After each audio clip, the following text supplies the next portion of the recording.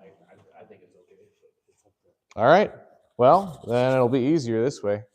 All right, so we can start. And we're already going? Awesome. Sorry, guys, if you're just tuning in. All right. So today we have Numbers. Numbers is probably my pick for the most underrated book of the Old Testament because you think it's just a bunch of numbers. And it's called Numbers because it starts off with a bunch of numbers and it ends with a bunch of numbers. But in between, it's this rich, full story of the people of Israel on a kind of road trip with God. Okay, and there's a bunch of things that happen. There's symbology, there's rebellion, and then there's like rich gospel toward the last third. We're going to talk about a lot, but I think we should get into it so we have the most time to get through it. So, without further ado, the book of Numbers, starting in the first chapter. The Lord spoke to Moses in the wilderness of Sinai, in the tent of meeting, on the first day of the second month, in the second year after they had come out of the land of Egypt, saying, Take a census of all the congregation of the people of Israel by clans, by fathers' houses, according to the number of names, every male, head by head. From 20 years old and upward, all in Israel who are able to go to war, you and Aaron shall list them, company by company. And there shall be with you a man from each tribe, each man being the head of the house of his fathers. And these are the names of the men who shall assist you. From Reuben, Eliezer, the son of Shedur. From Simeon, Elumiel, the son of Zerushadai. From Judah, Nashon, son of Aminadab. From Issachar, Nethanel, the son of Zuar. From Zebulun, Eliab, the son of Helon. From the sons of Joseph, from Ephraim, Elishama, the son of Ammihud, and from Manasseh, Gamaliel, the son of Pedazur. From Benjamin, Abidan, the son of Gideoni. From Dan, Ahiezer, the son of Amishadai. From Asher, Pagiel, the son of Okran. From Gad, Eliasaph, the son of Duel. From Naphtali, Ahira, the son of Anan. These were the ones chosen from the congregation, the chiefs of their ancestral tribes, the heads of the clans of Israel. Moses and Aaron took these men who had been named, and on the first day of the second month they assembled the whole congregation together, who registered themselves by clans, by fathers' houses, according to the number of names, from 20 years old and upward, head by head, as the Lord commanded Moses. So he listed them in the wilderness of Sinai. The people of Reuben, Israel's firstborn, their generations, by their clans, by their fathers' houses, according to the number of names, head by head, every male from 20 years old and upward, all who were able to go to war. Those listed of the tribe of Reuben were 46,500. Of the people of Simeon, their generations, by their clans, by their fathers' houses, those of them who were listed, according to the number of names, head by head, every male from 20 years old and upward, all who were able to go to war. Those listed of the tribe of Simeon were 59,300. Of the people of Gad, their generations, by their clans, by their fathers' houses, according to the number of their names, from 20 years old and upward, who were able to go to war, those listed of the tribe of Gad were 45,650. Of the people of Judah, their generations, by their clans, by their fathers' houses, according to the number of names, from 20 years old and upward, every man able to go to war, those listed of the tribe of Judah were 74,600. Of the people of Issachar, their generations, by their clans, by their fathers' houses, according to the number of names, from 20 years old and upward, every man able to go to war, those listed of the tribe of Issachar were 54,400. Of the people of Zebulun, their generations, by their clans, by their fathers' houses, according to the number of names, from 20 years old and upward, every man able to go to war, those listed of the tribe of Zebulun were 57,400. Of the people of Joseph, namely, of the people of Ephraim, their generations, by their clans, by their fathers' houses, according to the number of names, from 20 years old and upward, every man able to go to war, those listed of the tribe of Ephraim were 40,500. Of the people of Manasseh, their generations, by their clans, by their fathers' houses, according to the number of names, from 20 years old and upward, every man able to go to war, those listed of the tribe of Manasseh were 32,200. Of the people of Benjamin, their generations, by their clans, by their fathers' houses, according to the number of names, from 20 years old and upward, every man able to go to war, those listed of the tribe of Benjamin were 35,400. Of the people of Dan, their generations, by their clans, by their fathers' houses, according to the number of names, from 20 years old and upward, every man able to go to war, those listed of the tribe of Dan were 62,700. Of the people of Asher, their generations, by their clans, by their fathers' houses, according to the number of names, from 20 years old and upward, every man able to go to war, those listed of the tribe of Asher were 41,500. Of the people of Naphtali, their generations, by their clans, by their fathers' houses, according to the number of names, from 20 years old and upward, every man able to go to war, those listed of the tribe of Naphtali were 53,400. These are those who were listed, whom Moses and Aaron listed with the help of the chiefs of Israel, 12 men, each representing his father's house. So all those listed of the people of Israel by their fathers' houses, from 20 years old and upward, every man able to go to war in Israel, all those listed were 603,550. But the Levites were not listed along with them by their ancestral tribe. For the Lord spoke to Moses, saying, Only the tribe of Levi you shall not list, and you shall not take a census of them among the people of Israel. But appoint the Levites over the tabernacle of the testimony, and over all its furnishings, and over all that belongs to it. They are to carry the tabernacle and all its furnishings, and they shall take care of it, and shall camp around the tabernacle. When the tabernacle is to set out, the Levites shall take it down, and when the tabernacle is to be pitched, the Levites shall set it up. And if any outsider comes near, he shall be put to death. The people of Israel shall pitch their tents by their companies, each man in his own camp, and each man by his own standard. But the Levites shall camp around the tabernacle of the testimony, so that there may be no wrath on the congregation of the people of Israel. And the Levites shall keep guard over the tabernacle of the testimony. Thus did the people of Israel. They did according to all the Lord commanded Moses. The Lord spoke to Moses and Aaron, saying, The people of Israel shall camp each by his own standard with the banners of their fathers' houses. They shall camp facing the tent of meeting on every side. Those to camp on the east side toward the sunrise shall be of the standard of the camp of Judah by their companies. The chief of the people of Judah being Nahshon, the son of Amminadab, his company being listed 74,600. Those to camp next to him shall be the tribe of Issachar, the chief of the people of Issachar being Nethanel, the son of Zuar, his company being listed being 54,400. Then the tribe of Zebulun, the chief of the people of Zebulun being Eliab, the son of Helon, his company as listed being 57,400. All those listed of the camp of Judah by their companies were 186,400.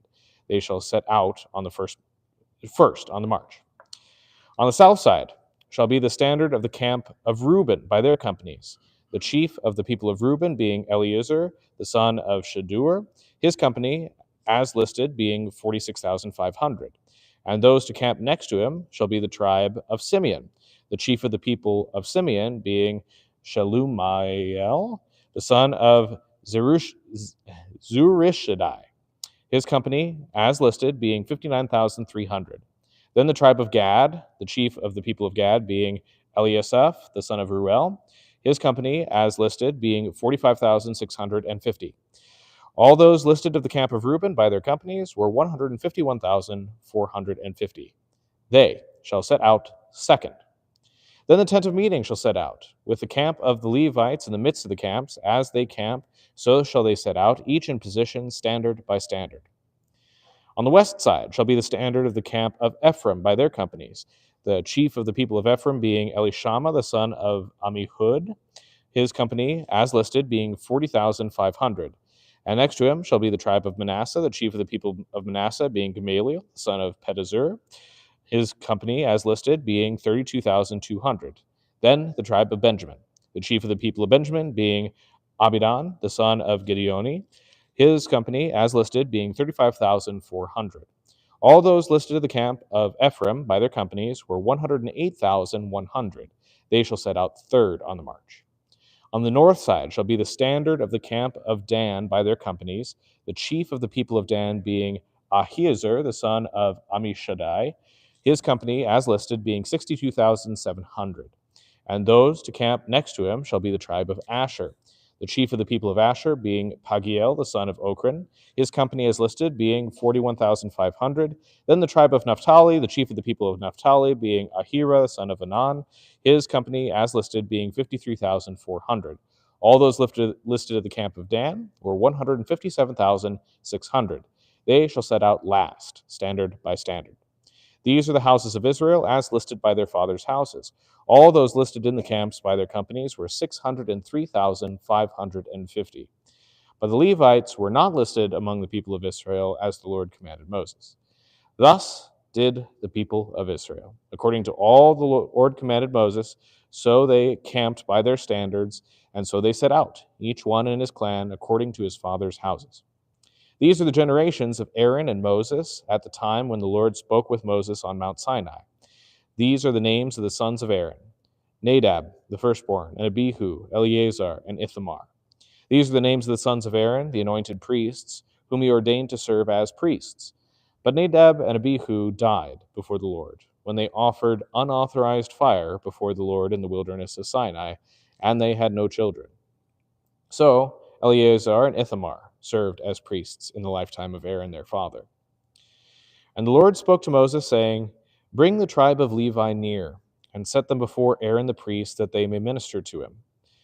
They shall keep guard over him and over the whole congregation before the tent of meeting, as they minister at the tabernacle.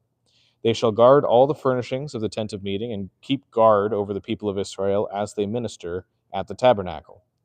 And you shall give the Levites to Aaron and his sons. They are wholly given to him from among the people of Israel. And you shall appoint Aaron and his sons, and they shall guard their priesthood. But if any outsider comes near, he shall be put to death." And the Lord spoke to Moses, saying, "Behold, I have taken the Levites from among the people of Israel instead of every firstborn who opens the womb among the people of Israel. The Levites shall be mine, for all the firstborn are mine. On the day that I struck down all the firstborn in the land of Egypt, I consecrated for my own all the firstborn in Israel, both of man and of beast. They shall be mine. I am the Lord." And the Lord spoke to Moses in the wilderness of Sinai, saying, "List the sons of Levi by fathers' houses and by clans, every male from a month old and upward you shall list." So Moses listed them according to the word of the Lord, as he was commanded. And these were the sons of Levi by their names: Gershon, and Kohath, and Merari. And these are the names of the sons of Gershon by their clans: Libni and Shimei. And the sons of Kohath by their clans: Amram, Izhar, Hebron, and Uzziel. And the sons of Merari by their clans: Mali and Mushi. These are the clans of the Levites by their fathers' houses. To Gershon belonged the clan of the Libnites and the clan of the Shimites. These were the clans of the Gershonites. Their listing, according to the number of all the males from a month old and upward, was 7,500. The clans of the Gershonites were to camp behind the tabernacle on the west, with Eliasaph, the son of Lael, as chief of the father's house of the Gershonites. And the guard duty of the sons of Gershon in the tent of meeting involved the tabernacle, the tent with its covering, the screen for the entrance of the tent of meeting, the hangings of the court, the screen for the door of the court that is around the tabernacle and the altar and its cords, all the service connected with these. To Kohath belonged the clan of the Amramites, and the clan of the Issarites, and the clan of the Hebronites, and the clan of the Uzzielites. These are the clans of the Kohathites. According to the number of all the males, from a month old and upward, there were 8,600, keeping guard over the sanctuary. The clans of the sons of Kohath were to camp on the south side of the tabernacle, with Elizaphan, the son of Uzziel, as chief of the father's house of the clans of the Kohathites. And their guard duty involved the ark, the table, the lampstand, the altars, the vessels of the sanctuary with which the priests minister, and the screen, all the service connected with these. And Eleazar, the son of Aaron, the priest, was to be chief over the chiefs of the Levites, and to have oversight of those who kept guard over the sanctuary. To Merari belong to the clan of the Malites and the clan of the Mushites. These are the clans of Merari. Their listing, according to the number of all the males from a month old and upward, was 6,200. And the chief of the father's house of the clans of Merari and Zuriel, the son of Abihail. They were to camp on the north side of the tabernacle, and the appointed guard duty of the sons of Merari involved the frames of the tabernacle, the bars, the pillars, the bases, and all their accessories, all the service connected with these. Also the pillars around the court, with their bases and pegs and cords. Those who were to camp before the tabernacle on the east, before the tent of meeting toward the sunrise, were Moses and Aaron and his sons, guarding the sanctuary itself, to protect the people of Israel. And any outsider who came near was to be put to death. All those listed among the Levites, whom Moses and Aaron listed at the commandment of the Lord by clans, all the males from a month old and upward, were 22,000. And the Lord said to Moses, "List all the firstborn males of the people of Israel, from a month old and upward, taking the number of their names. And you shall take the Levites for me. I am the Lord, instead of all the firstborn among the people of Israel, and the cattle of the Levites instead of the firstborn of the cattle of the people of Israel." So Moses listed all the firstborn among the people of Israel, as the Lord commanded him. And all the firstborn males, according to the number of names, from a month old and upward, were listed 22,273. And the Lord spoke to Moses, saying, "Take the Levites instead of all the firstborn from among the people of Israel, and the cattle of the Levites instead of their cattle. And the Levites shall be mine. I am the Lord. And as the redemption price for the 273 of the firstborn of people of Israel, over and above the number of the male Levites, you shall take 5 shekels per head. You shall take them according to the shekel of the sanctuary, the shekel of 20 gerahs, and give the money to Aaron and his sons as the redemption price for those who are over." So Moses took the redemption money from those who were over and above those redeemed by the Levites. From the firstborn of the people of Israel, he took the money, 1,365 shekels by the shekel of the sanctuary. And Moses gave the redemption money to Aaron and his sons, according to the word of the Lord, as the Lord commanded Moses. The Lord spoke to Moses and Aaron, saying, "Take a census of the sons of Kohath from among the sons of Levi, by their clans and their fathers' houses, from 30 years old to 50 years old, all who can come on duty to do the work of the tent of meeting. This is the service of the sons of Kohath in the tent of meeting, the most holy things. When the camp is to set out, Aaron and his sons shall go in and take down the veil of the screen and cover the ark of the testimony with it. Then they shall put on it a covering of goat skin, and spread on top of that a cloth of all blue, and shall put in its poles. And over the table of the bread of the presence they shall spread a cloth of blue, and put on the plates, the dishes for incense, the bowls, and the flagons for the drink offering. The regular showbread shall also be on it. Then they shall spread over them a cloth of scarlet, and cover the same with a covering of goatskin, and shall put in its poles. And they shall take a cloth of blue, and cover the lampstand for the light, with its lamps, its tongs, its trays, and all the vessels for oil with which it is supplied. And they shall put it with all its utensils in a covering of goatskin, and put it on the carrying frame. And over the golden altar they shall spread a cloth of blue, and cover it with a covering of goatskin, and shall put in its poles. And they shall take all the vessels of the service that are used in the sanctuary, and put them in a cloth of blue, and cover them with a covering of goatskin, and put them on the carrying frame. And they shall take away the ashes from the altar, and spread a purple cloth over it. And they shall put on it all the utensils of the altar, which are used for the service there, the fire pans, the forks, the shovels, and all the basins, all the utensils of the altar. And they shall spread on it a covering of goatskin, and shall put in its poles. And when Aaron and his sons have finished covering the sanctuary and all the furnishings of the sanctuary, as the camp sets out, after that the sons of Kohath shall come to carry these. But they must not touch the holy things, lest they die. These are the things of the tent of meeting that the sons of Kohath are to carry. And Eleazar, the son of Aaron, the priest, shall have charge of the oil for the light, the fragrant incense, the regular grain offering, and the anointing oil, with the oversight of the whole tabernacle and all that is in it, of the sanctuary and its vessels. The Lord spoke to Moses with Aaron, saying, Let not the tribe of the clans of the Kohathites be destroyed from among the Levites, but deal thus with them, that they may live and not die when they come near to the most holy things. Aaron and his sons shall go in and appoint them each to his task and to his burden, but they shall not go in to look on the holy things, even for a moment, lest they die. The Lord spoke to Moses, saying, Take a census of the sons of Gershon also, by their fathers' houses and by their clans. From 30 years old up to 50 years old, you shall list them, all who can come to do duty, to do service in the tent of meeting.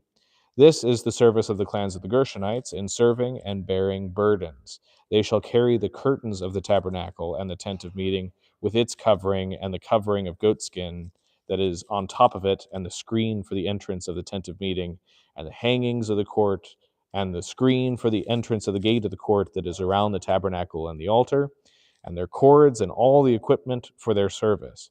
And they shall do all that needs to be done with regard to them. All the service of the sons of the Gershonites shall be at the command of Aaron and his sons, in all that they are to carry and in all that they have to do. And you shall assign to their charge all that they are to carry. This is the service of the clan of the sons of the Gershonites in the tent of meeting, and their guard duty is to be under the direction of Ithamar, the son of Aaron the priest. As for the sons of Merari, you shall list them by their clans and their fathers' houses. From 30 years old up to 50 years old you shall list them, everyone who can come on duty to do service in the tent of meeting.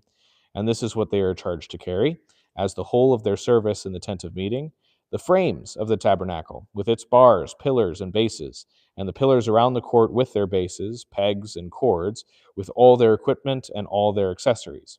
And you shall list by name the objects that they are required to carry. This is the service of the clans of the sons of Merari, the whole of their service in the tent of meeting, under the direction of Ithamar, the son of Aaron the priest.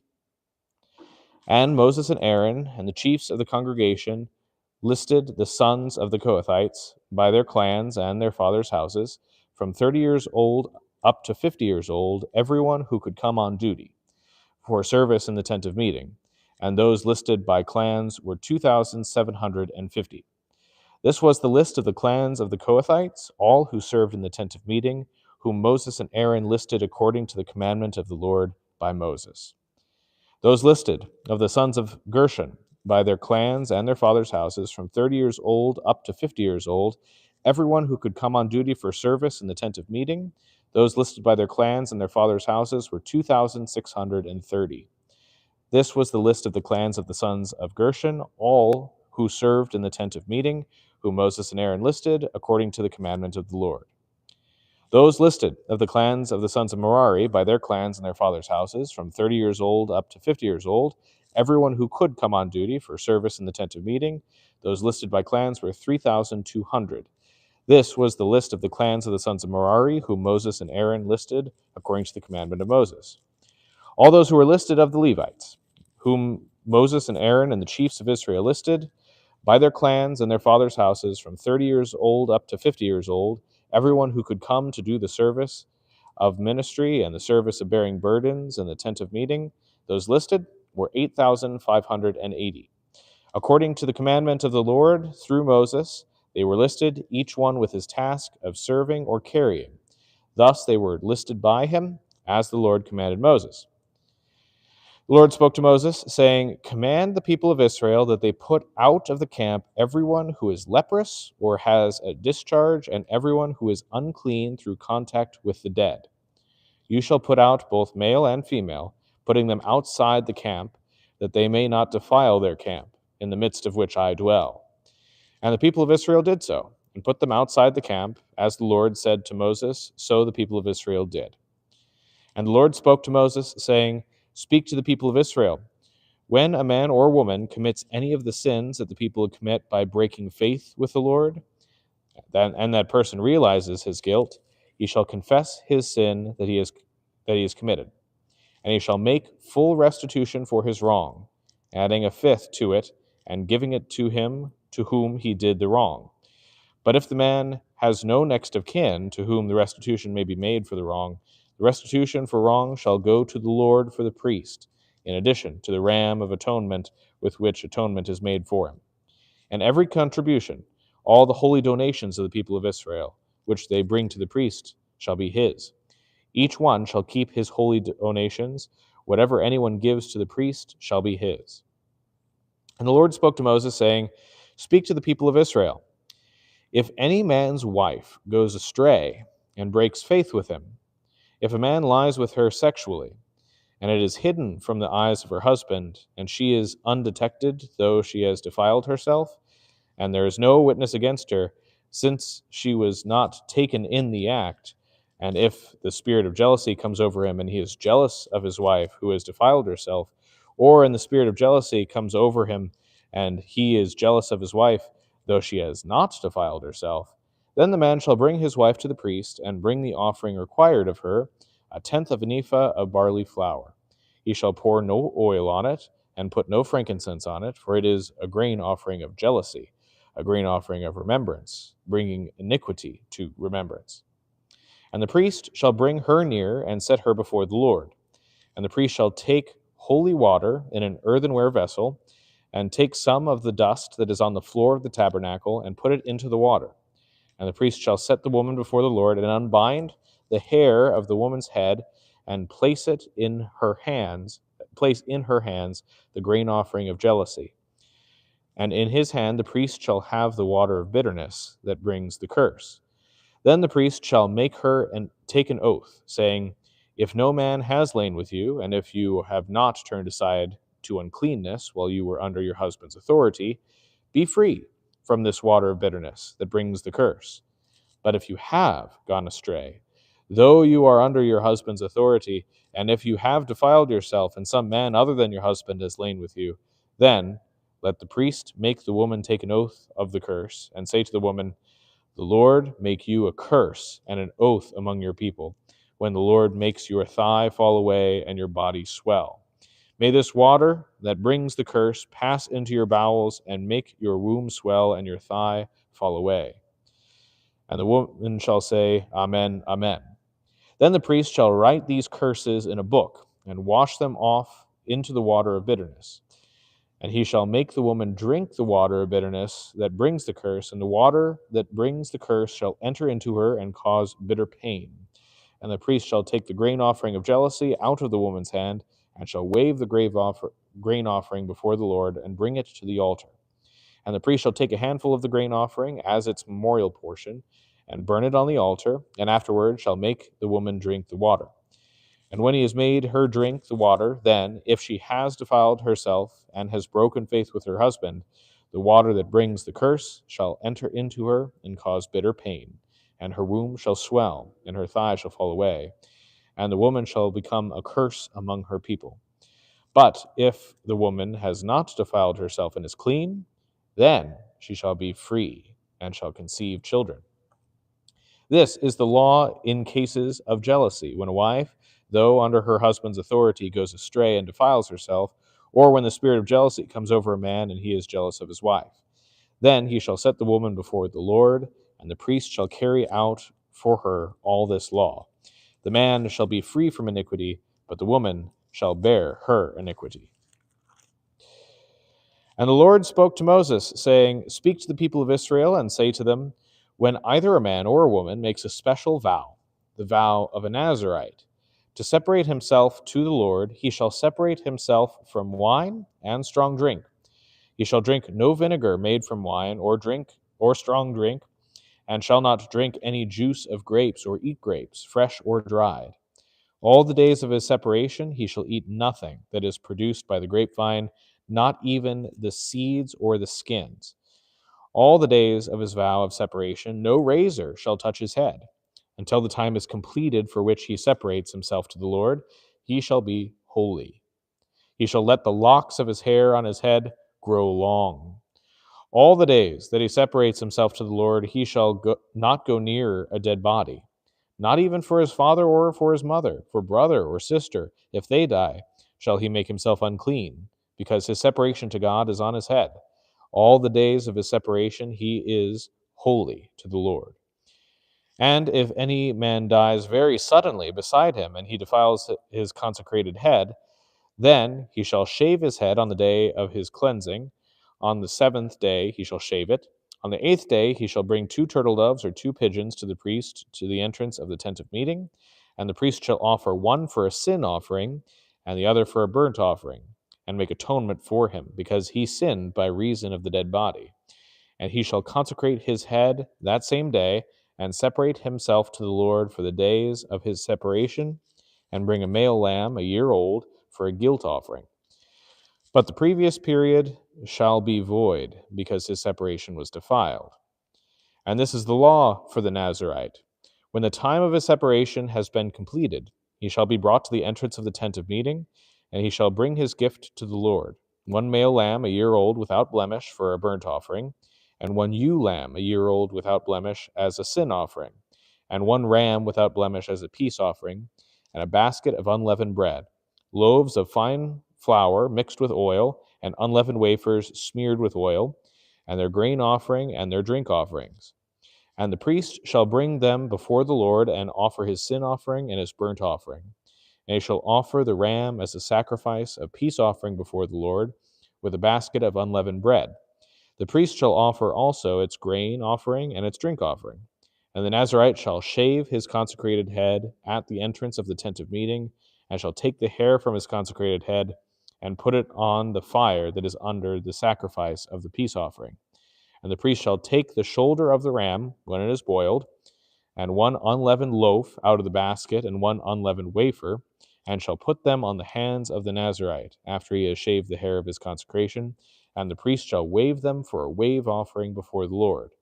They are a holy portion for the priest, together with the breast that is waved and the thigh that is contributed. And after that, the Nazirite may drink wine. This is the law of the Nazirite. But if he vows an offering to the Lord above his Nazirite vow, as he can afford, in exact accordance with the vow that he takes, then he shall do in addition to the law of the Nazirite. The Lord spoke to Moses, saying, Speak to Aaron and his sons, saying, Thus you shall bless the people of Israel. You shall say to them, The Lord bless you and keep you. The Lord make his face to shine upon you and be gracious to you. The Lord lift up his countenance upon you and give you peace. So shall they put my name upon the people of Israel, and I will bless them. This is the word of the Lord. Thanks be to God. All right. Any immediate thoughts or questions?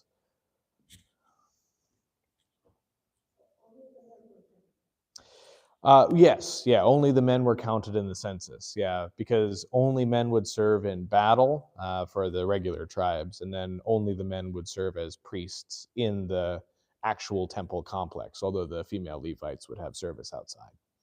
Yeah. So you have the 600,000 of that age range that were also men. So you double that probably for women. So that's 1.2 million. And then besides that, the children and the men who are too old to go to war. And so it's quite a number of people, quite beyond what you'd be able to ordinarily provide for in the wilderness of Sinai, which is largely desert. But we have the Lord providing for them the water that they need, the food that they need. And so a mighty host of Israel is able to be sustained on that land. Yeah.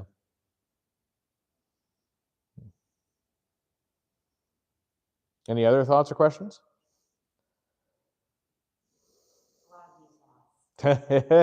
Yeah. We're not quite through all the details yet, although we're through, I think, the most boring of them. And some of them have something really interesting to say. For instance, so they're taking off from Sinai, right? And we have their marching orders and their camping orders.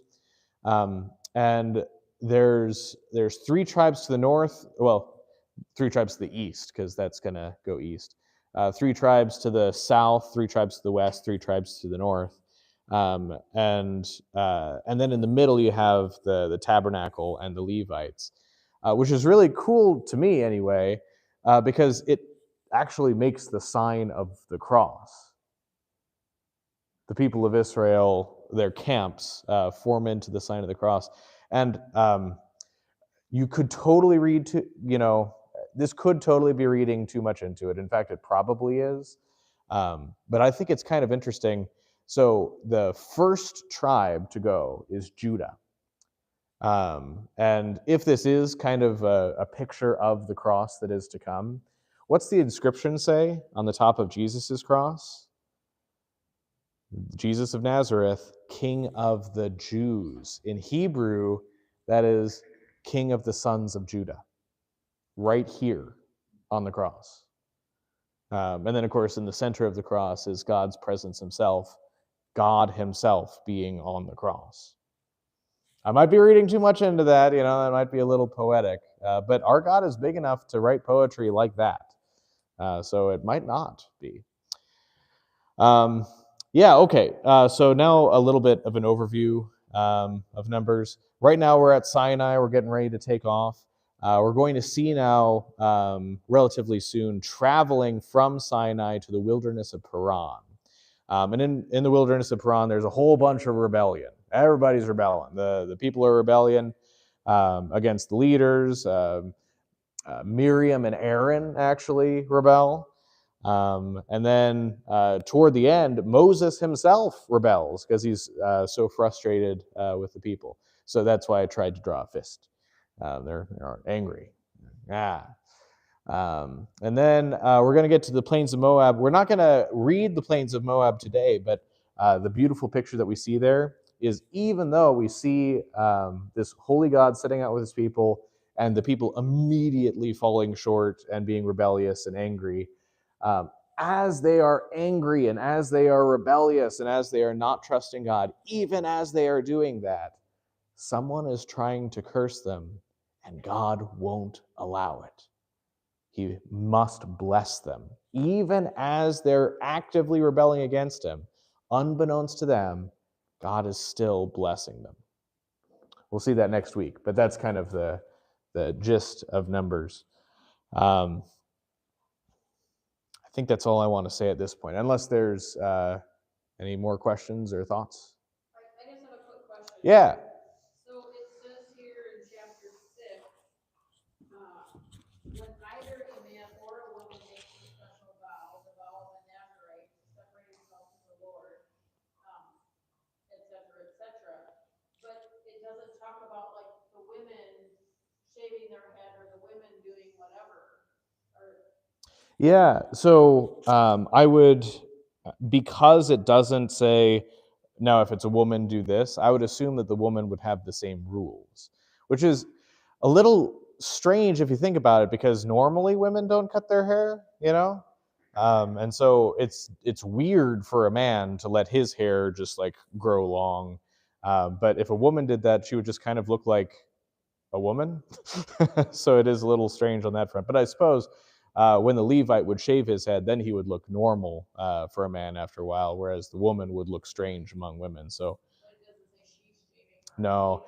Well, because it does say either a man or a woman, and then proceeds to describe what the Nazarite is supposed to do, I would assume it's for both of them. And we don't really have this in English anymore. We used to, believe it or not, but gendered language. So if I were to say in English, the boy threw the ball, I could also say the girl threw the ball, and the verb is the same. Maybe English didn't do this, but at least in Hebrew, it's a different, the verb changes based on whether it's a man or whether it's a woman doing it. But if it's a mixed thing, it's assumed male. So so I would read this as mixed. Both men and women are doing it, but you can't really do that in English the same way. And so it's just he did this, he did this, he did this. So I would assume it's both. Yeah. But excellent question. Nice catch. All right. We ready to leave the details a little bit and go into the narrative? Let's do it. Oh, one last thing. I'm so sorry. What we just read, the Aaronic benediction. The Lord bless you and keep you. There's that promise that thus you shall put my name on the people of Israel. That's why we have that in our services, by the way. So that when you hear that, that's not just me like wishing good things for you. That's how God ordained for his name to be put on his people. When I do that at the end of a service, that's God putting his name on you so that you may bear his name out into the world. It's a cool thing to think about. All right. The book of Numbers, continuing on from the 7th chapter. On the day when Moses had finished setting up the tabernacle and had anointed and consecrated it with all its furnishings and had anointed and consecrated the altar with all its utensils, the chiefs of Israel, heads of their fathers' houses, who were the chiefs of the tribes, who were over those who were listed, approached and brought their offerings before the Lord, 6 wagons and 12 oxen, a wagon for every 2 of the chiefs, and for each one an ox. They brought them before the tabernacle, when the Lord had said to Moses, "Accept these from them, that they may be used in the service of the tent of meeting, and give them to the Levites, to each man according to his service." So Moses took the wagons and the oxen and gave them to the Levites. 2 wagons and 4 oxen he gave to the sons of Gershon, according to their service, and 4 wagons and 8 oxen he gave to the sons of Merari, according to their service, under the direction of Ithamar, the son of Aaron the priest. But to the sons of Kohath he gave none, because they were charged with the service of the holy things that had to be carried on the shoulder. And the chiefs offered offerings for the dedication of the altar on the day it was anointed, and the chiefs offered their offering before the altar. And the Lord said to Moses, "They shall offer their offerings, 1 chief each day, for the dedication of the altar." He who offered his offering on the first day was Nahshon, the son of Amminadab, of the tribe of Judah, and his offering was 1 silver plate, whose weight was 130 shekels, 1 silver basin of 70 shekels, according to the shekel of the sanctuary, both of them full of fine flour, mixed with oil for a grain offering, 1 golden dish of 10 shekels, full of incense, and 1 bull from the herd, 1 ram, 1 male lamb, a year old, for a burnt offering, 1 male goat for a sin offering, and for the sacrifice of peace offerings, 2 oxen, 5 rams, 5 male goats, and 5 male lambs a year old. And this was the offering of Nahshon, the son of Amminadab. On the second day, Nethanel, the son of Zuar, the chief of Issachar, made an offering. He offered for his offering 1 silver plate, whose weight was 130 shekels, 1 silver basin of 70 shekels, according to the shekel of the sanctuary, both of them full of fine flour mixed with oil for a grain offering, 1 golden dish of 10 shekels, full of incense, 1 bull from the herd, 1 ram, 1 male lamb a year old, for a burnt offering, 1 male goat for a sin offering, and for the sacrifice of peace offerings, 2 oxen, 5 rams, 5 male goats, and 5 male lambs a year old. This was the offering of Nethanel, the son of Zuar. On the third day, Eliab, the son of Helon, the chief of the people of Zebulun, his offering was 1 silver plate, whose weight was 130 shekels, 1 silver basin of 70 shekels, according to the shekel of the sanctuary, both of them full of fine flour, mixed with oil for a grain offering, 1 golden dish of 10 shekels, full of incense, 1 bull from the herd, 1 ram, 1 male lamb a year old, for a burnt offering, 1 male goat for a sin offering, and for the sacrifice of peace offerings, 2 oxen, 5 rams, 5 male goats, and 5 male lambs a year old. This was the offering of Eliab, son of Helon. On the fourth day, Eleazar, the son of Shadur, the chief of the people of Reuben, his offering was 1 silver plate, whose weight was 130 shekels, 1 silver basin of 70 shekels, according to the shekel of the sanctuary, both of them full of fine flour, mixed with oil for a grain offering, 1 golden dish of 10 shekels, full of incense, 1 bull from the herd, 1 ram, 1 male lamb a year old, for a burnt offering, 1 male goat for a sin offering, and for the sacrifice of peace offerings, 2 oxen, 5 rams, 5 male goats, and 5 male lambs a year old. This was the offering of Eleazar, the son of Shadur. On the fifth day, Shemuel, the son of Zerushadai, of the chief of the people of Simeon, his offering was 1 silver plate, whose weight was 130 shekels, 1 silver basin of 70 shekels, according to the shekel of the sanctuary, both of them full of fine flour mixed with oil for a grain offering, 1 golden dish for 10 shekels, full of incense, 1 bull from the herd, 1 ram, 1 male lamb a year old for a burnt offering, And for the sacrifice of peace offerings, 2 oxen, 5 rams, 5 male goats, and 5 male lambs a year old. This was the offering of Shemuel, the son of Zerubbabel. On the 6th day, Eliasaph, the son of Duel, the chief of the people of Gad, his offering was 1 silver plate whose weight was 130 shekels, 1 silver basin of 70 shekels, according to the shekel of the sanctuary, both of them full of fine flour mixed with oil for a grain offering, 1 golden dish of 10 shekels, full of incense, 1 bull from the herd, 1 ram, 1 male lamb a year old for a burnt offering, 1 male goat for a sin offering, and for the sacrifice of peace offerings, 2 oxen, 5 rams, 5 male goats, and 5 male lambs a year old. This was the offering of Eliasaph, the son of Duel. On the 7th day, Elishama, the son of Ammihud, the chief of the people of Ephraim, his offering was 1 silver plate whose weight was 130 shekels, 1 silver basin of 70 shekels, according to the shekel of the sanctuary, both of them full of fine flour mixed with oil for a grain offering, 1 golden dish of 10 shekels, full of incense, 1 bull from the herd, 1 ram, 1 male lamb a year old for a burnt offering, 1 male goat for a sin offering, and for the sacrifice of peace offerings, 2 oxen, 5 rams, 5 male goats, and 5 male lambs a year old. This was the offering of Elishama, the son of Ammihud. On the 8th day, Gamaliel, the son of Pedashur, the chief of the people of Manasseh, his offering was 1 silver plate whose weight was 130 shekels, 1 silver basin of 70 shekels, according to the shekel of the sanctuary, both of them full of fine flour mixed with oil for a grain offering, 1 golden dish of 10 shekels, full of incense, 1 bull from the herd, 1 ram, 1 male lamb a year old for a burnt offering, 1 male goat for a sin offering, and for the sacrifice of peace offerings, 2 oxen, 5 rams, 5 male goats, and 5 male lambs a year old. This was the offering of Gamaliel, the son of Pedahzur. On the 9th day, Abidan, the son of Gideoni, the chief of the people of Benjamin, his offering was 1 silver plate whose weight was 130 shekels, 1 silver basin of 70 shekels, according to the shekel of the sanctuary, both of them full of fine flour mixed with oil for a grain offering, 1 golden dish of 10 shekels, full of incense, 1 bull from the herd, 1 ram, 1 male lamb a year old, and a burnt offering, 1 male goat for a sin offering, and for the sacrifice of peace offerings, 2 oxen, 5 rams, 5 male goats, and 5 male lambs a year old. And this was the offering of Abidan, the son of Gideoni.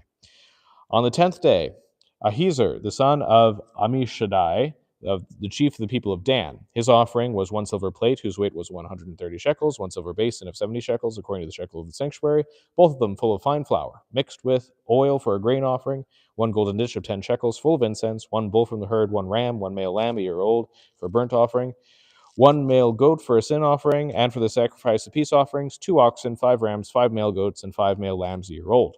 This was the offering of Ahiezer, the son of Ammishaddai.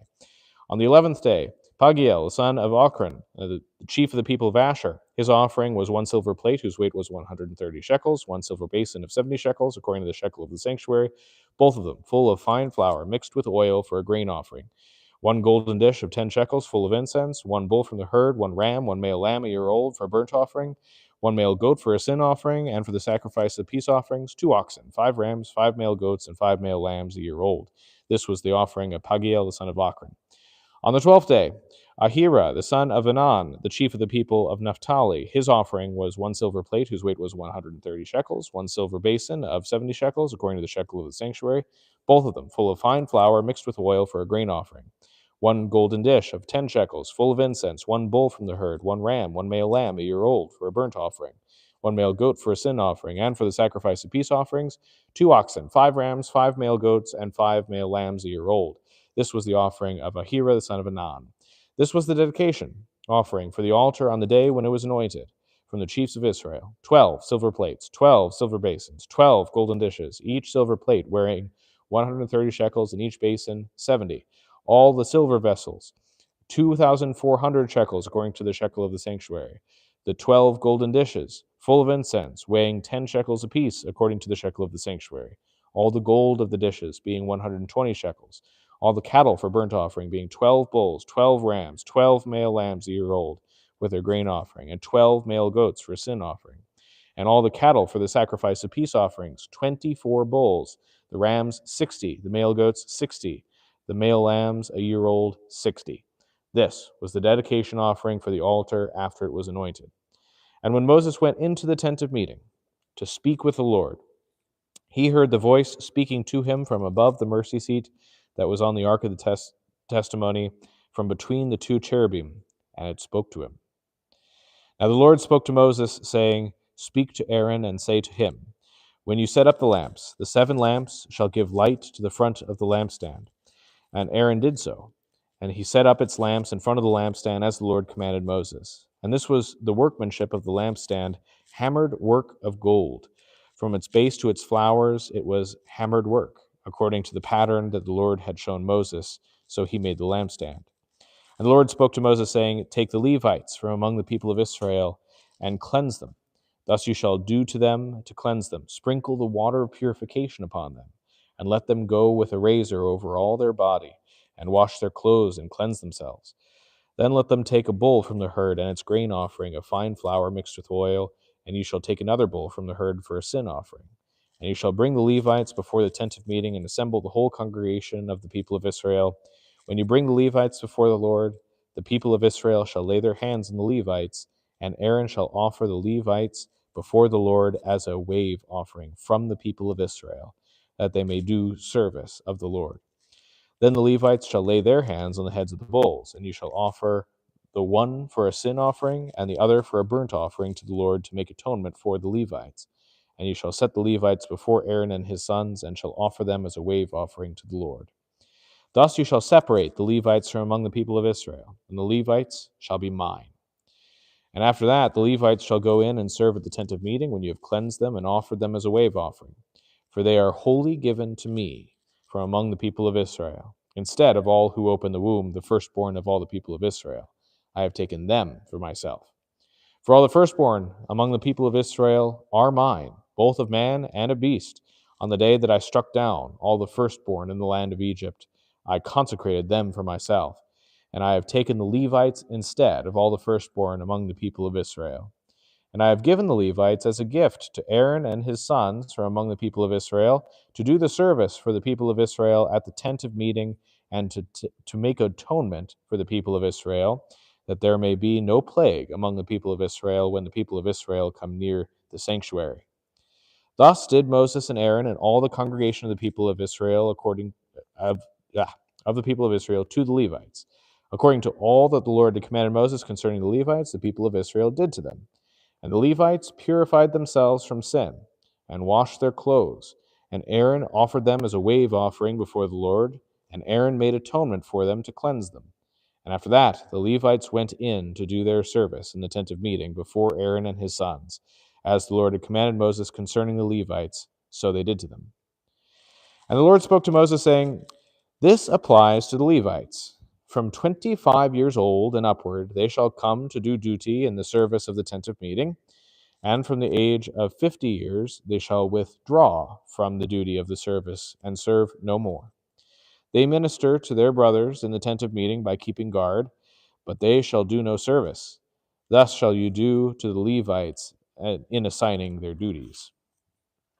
And the Lord spoke to Moses in the wilderness of Sinai in the last month of the 2nd year after they had come out of the land of Egypt, saying, Let the people of Israel keep the Passover at its appointed time. On the 14th day of this month, at twilight, you shall keep it at its appointed time. According to all its statutes and all its rules, you shall keep it. So Moses told the people of Israel that they should keep the Passover. And they kept the Passover in the 1st month, on the 14th day of the month, at twilight, in the wilderness of Sinai, according to all that the Lord had commanded Moses. So the people of Israel did. And there were certain men who were unclean through touching a dead body, so they could not keep the Passover on that day. And they came before Moses and Aaron on that day, and those men said to him, We are unclean through touching a dead body. Why are we kept from bringing the Lord's offering at its appointed time among the people of Israel? And Moses said to them, Wait, that I may hear what the Lord will command concerning you. The Lord spoke to Moses, saying, Speak to the people of Israel, saying, If any one of you or of your descendants is unclean through touching a dead body, or is on a long journey, he shall still keep the Passover to the Lord. In the 2nd month, on the 14th day at twilight, they shall keep it. They shall eat it with unleavened bread and bitter herbs. They shall leave none of it until the morning, nor break any of its bones. According to all the statutes for the Passover, they shall keep it. But if anyone who is clean and is not on a journey fails to keep the Passover, that person shall be cut off from his people because he did not bring the Lord's offering at its appointed time. That man shall bear his sin. And if a stranger sojourns among you and would keep and would keep the Passover to the Lord, according to the statute of the Passover, according to its rule, so shall he do. You shall have one statute, both for the sojourner and for the native. On the day that the tabernacle was set up, the cloud covered the tabernacle, the tent of the testimony, and at evening it was over the tabernacle like the appearance of fire until morning. So it was always. The cloud covered it by day, and the appearance of fire by night. And whenever the cloud lifted from over the tent, after that the people of Israel set out. And in the place where the cloud settled down, there the people of Israel camped. At the command of the Lord, the people of Israel set out, and at the command of the Lord they camped. As long as the cloud rested over the tabernacle, they remained in camp. Even when the cloud continued over the tabernacle many days, the people of Israel kept the charge of the Lord and did not set out. Sometimes the cloud was a few days over the tabernacle, and according to the command of the Lord, they remained in camp. Then, according to the command of the Lord, they set out. And sometimes the cloud remained from evening until morning. And when the cloud lifted in the morning, they set out. Or if it continued for a day and a night, when the cloud lifted, they set out.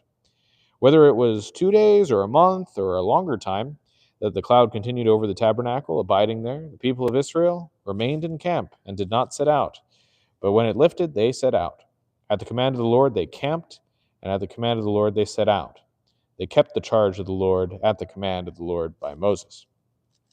The Lord spoke to Moses, saying, Make 2 silver trumpets. Of hammered work you shall make them, and you shall use them for summoning the congregation and for breaking camp. When both are blown, all the congregation shall gather themselves to you at the entrance of the tent of meeting. But if they blow only one, then the chiefs, the heads of the tribes of Israel, shall gather themselves to you. When you blow an alarm, the camps that are on the east side shall set out. And when you blow an alarm a second time, the camps that are on the south side shall set out. An alarm is to be blown whenever they are set out. But when the assembly is to be gathered together, you shall blow a long blast, but you shall not sound for an alarm. And the sons of Aaron, the priests, shall blow the trumpets. The trumpets shall be for you a perpetual statute throughout your generations. And when you go to war in your land against the adversary who oppresses you, then you shall sound an alarm with the trumpets, that you may be remembered before the Lord your God, and you shall be saved from your enemies. On the day of your gladness also, and at your appointed feasts and at the beginnings of your months, you shall blow the trumpets over your burnt offerings and over the sacrifices of your peace offerings. They shall be a reminder of you before your God. I am the Lord your God. In the second year, in the second month, on the 20th day of the month, the cloud lifted from over the tabernacle of the testimony, and the people of Israel set out by stages from the wilderness of Sinai. And the cloud settled down in the wilderness of Paran. They set out for the first time at the command of the Lord by Moses. The standard of the camp of the people of Judah set out first by their companies, and over their company was Nahshon the son of Amminadab. And over the company of the tribe of the people of Issachar was Nethanel the son of Zuar. And over the company of the tribe of the people of Zebulun was Eliab the son of Helon. And when the tabernacle was taken down, the sons of Gershon and the sons of Merari, who carried the tabernacle, set out. And the standard of the camp of Reuben set out by their companies, and over their company was Eliezer the son of Shadur. And over the company of the tribe of the people of Simeon was Shelumiel the son of Zerushadai. And over the company of the tribe of the people of Gad was Eliasaph the son of Duel. Then the Kohathites set out carrying the holy things, and the tabernacle was set up before their arrival. And the standard of the camp of the people of Ephraim was set out by their companies, and over their company was Elishama the son of Ammihud. And over the company of the tribe of the people of Manasseh was Gamaliel the son of Pedahzur. And over the company of the tribe of the people of Benjamin was the Abidan the son of Gideoni. Then the standard of the camp of the people of Dan, acting as rear guard of all camps, set out by their companies, and over their company was Ahiezer the son of Ammishaddai. And over the company of the tribe of the people of Asher was Pagiel the son of Ochran. And over the company of the tribe of the people of Naphtali was Ahira the son of Anan. This was the order of the march the people of Israel by their companies when they set out. And Moses said to Hobab the son of Ruel, the Midianite, Moses' father-in-law, We are setting out for the place of which the Lord said, I will give it to you. Come with us, and we will do good to you, for the Lord has promised good to Israel. But he said to him, I will not go. I will depart to my own land and to my kindred. And he said, Please do not leave us, for you know where we should camp in the wilderness, and you will serve as eyes for us. And if you do go with us, whatever good the Lord will do to us, the same we will do for you." So they set out from the mount of the Lord 3 days' journey, and the ark of the covenant of the Lord went before them 3 days' journey to seek out a resting place for them. And the cloud of the Lord was over them by day, whenever they set out from the camp. And whenever the ark set out, Moses said, "Arise, O Lord, and let your enemies be scattered, and let those who hate you flee before you." And when it rested, he said, "Return, O Lord, to the 10,000 thousands of Israel." And the people complained in the hearing of the Lord about their misfortunes. And when the Lord heard it, his anger was kindled, and the fire of the Lord burned among them and consumed some outlying parts of the camp. Then the people of Israel cried out to Moses, and Moses prayed to the Lord, and the fire died down. So the name of that place was called Taberah, because the fire of the Lord burned among them. Now the rabble that was among them had a strong craving. And the people of Israel also wept again and said, "Oh, that we had meat to eat. We remember the fish we ate in Egypt that cost nothing, the cucumbers, the melons, the leeks, the onions, and the garlic. But now our strength is dried up, and there is nothing at all but this manna to look at." Now the manna was like coriander seed, and its appearance was like that of bdellium. The people went about and gathered it and ground it in handmills, or beat it in mortars, and boiled it in pots, and made cakes of it. And the taste of it was like the taste of cakes baked with oil. When the dew fell upon the camp in the night, the manna fell with it. Moses heard the people weeping throughout their clans, every one at the door of his tent, and the anger of the Lord blazed hotly, and Moses was displeased. Moses said to the Lord, "Why have you dealt ill with your servant? And why have I not found favor in your sight, that you lay the burden of all this people on me? Did I conceive all these people? Did I give them birth, that you should say to me, 'Carry them in your bosom, as a nurse carries a nursing child, to the land that you swore to give to their fathers?' Where am I to get meat to give all this people? For they weep before me and say, 'Give us meat that we may eat.' I am not able to carry all this people alone. The burden is too heavy for me. If you will treat me like this, kill me at once, if I find favor in your sight, that I may not see my wretchedness." Then the Lord said to Moses, "Gather for me 70 men of the elders of Israel, whom you know to be the elders of the people and officers over them, and bring them to the tent of meeting, and let them take their stand there with you. And I will come down and talk with you there. And I will take some of the Spirit that is on you and put it on them, and they shall bear the burden of the people with you, so that you may not bear it yourself alone. And say to the people, 'Consecrate yourselves for tomorrow, and you shall eat meat. For you have wept in the hearing of the Lord, saying, Who will give us meat to eat? For it was better for us in Egypt.' Therefore the Lord will give you meat, and you shall eat. You shall not eat just 1 day or 2 days or 5 days or 10 days or 20 days, but a whole month, until it comes out at your nostrils and becomes loathsome to you, because you have rejected the Lord who is among you, and have wept before him, saying, 'Why did we come out of Egypt?' But Moses said, 'The people among whom I am number 600,000 on foot, and you have said, I will give them meat, that they may eat a whole month. Shall flocks and herds be slaughtered for them, and be enough for them? Or shall all the fish of the sea be gathered together for them, and be enough for them?' And the Lord said to Moses, 'Is the Lord's hand shortened? Now you shall see whether my word will come true for you or not.' So Moses went out and told the people the words of the Lord, and he gathered 70 men of the elders of Israel and placed them around the tent. Then the Lord came down in the cloud and spoke to them, and took some of the Spirit that was on him and put it on the 70 elders. And as soon as the Spirit rested on them, they prophesied, but they did not continue doing it. Now 2 men remained in the camp, one named Eldad, the other named Medad, and the Spirit rested on them. They were among those registered, but they had not gone out to the tent, so they prophesied in the camp. And a young man ran and told Moses, 'Eldad and Medad are prophesying in the camp.' And Joshua, the son of Nun, the assistant of Moses from his youth, said, My lord Moses, stop them. But Moses said to him, Are you jealous for my sake? Would that all the Lord's people were prophets, that the Lord would put his spirit on them. And Moses and the elders of Israel returned to the camp. Then a wind from the Lord sprang up, and it brought quail from the sea and let them fall beside the camp, about a day's journey on this side and a day's journey on the other side around the camp, and about 2 cubits above the ground. And the people rose all that day and all that night and all the next day and gathered the quail. Those who gathered at least gathered 10 homers, and they spread them out for themselves all around the camp. While the meat was yet between their teeth, before it was consumed, the anger of the Lord was kindled against the people, and the Lord struck down the people with a very great plague.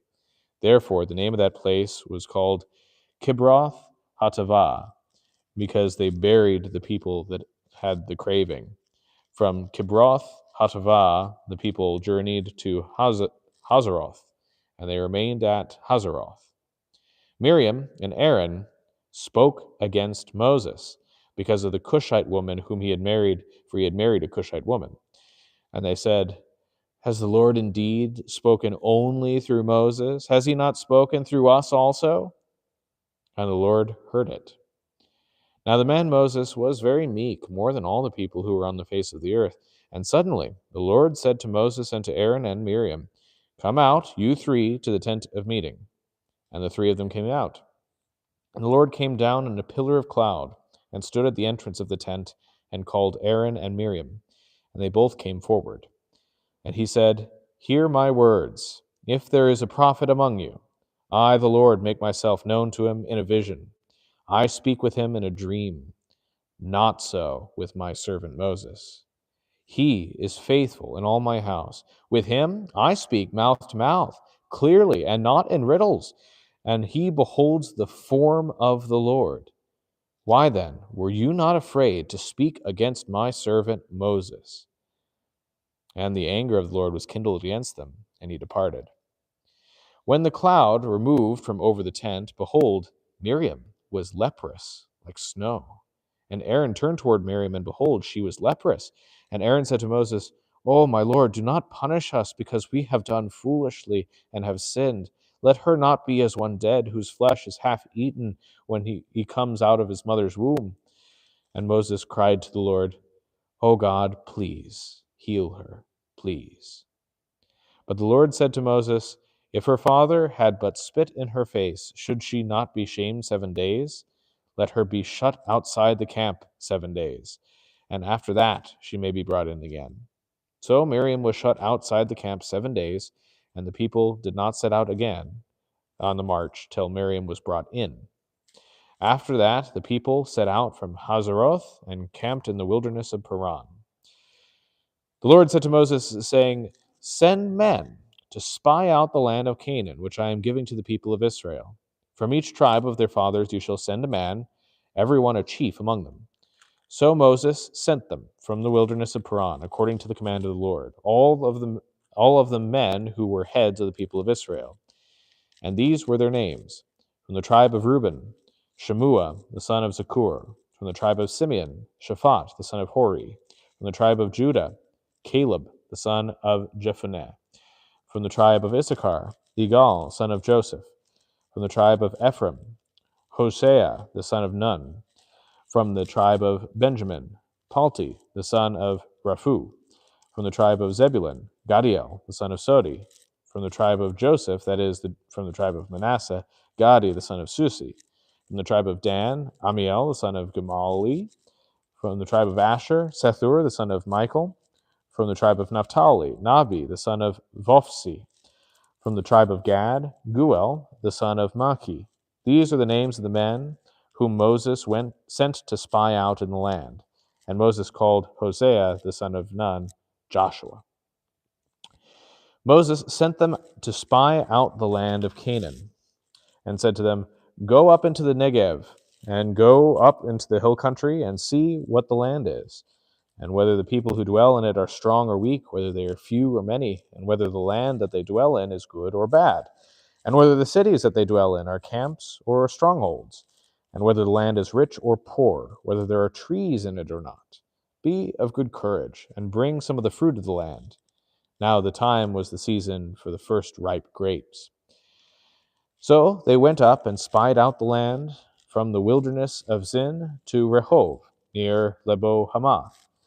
They went up into the Negev and came to Hebron. Ahiman, Sheshai, and Talmai, the descendants of Anak, were there. Hebron was built 7 years before Zon in Egypt. And they came to the valley of Eshcol and cut down from there a branch with a single cluster of grapes, and they carried it on a pole between two of them. And they also brought some pomegranates and figs. That place was called the valley of Eshcol, because the cluster that the people of Israel cut down from there. At the end of 40 days, they returned from spying out the land, and they came to Moses and Aaron and all the congregation of the people of Israel in the wilderness of Paran at Kadesh. They brought back word to them and to all the congregation and showed them the fruit of the land. And they told him, "We came to the land to which you sent us. It flows with milk and honey, and this is its fruit. However, the people who dwell in the land are strong, and the cities are fortified and very large. And besides, we saw the descendants of Anak there. The Amalekites dwell in the land of the Negev. The Hittites, the Jebusites, and the Amorites dwell in the hill country, and the Canaanites dwell by the sea and along the Jordan."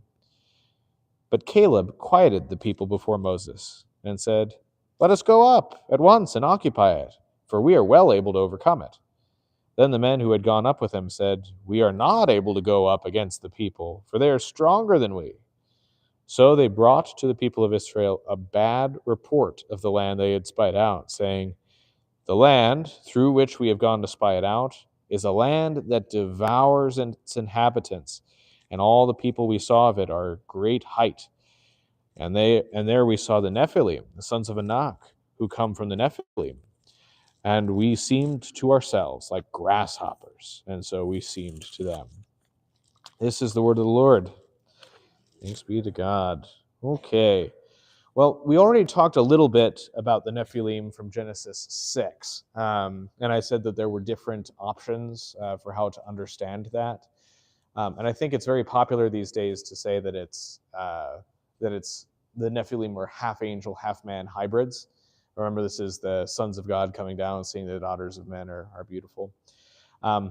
One of the reasons why I would say that it's probably not that it's probably a human lineage of some kind, whether that be that they're like kings of the earth, or whether the sons of God are the sons of Seth. So the Sethites, the ones who carried God's promise, saw that the daughters of men, that is Cain, the wicked line, were beautiful, and so they intermix. One of the reasons that I would say that it's probably men, not angels, is remember with Jesus being tested by the Sadducees, that whole question of the guy who, the woman who had 7 husbands, and then she dies too, and the Sadducees are like, well, which one is her husband in the resurrection?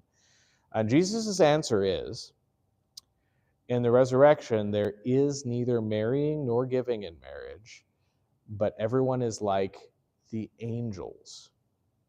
So there is something, according to Jesus, about the angels that keeps them from marriage.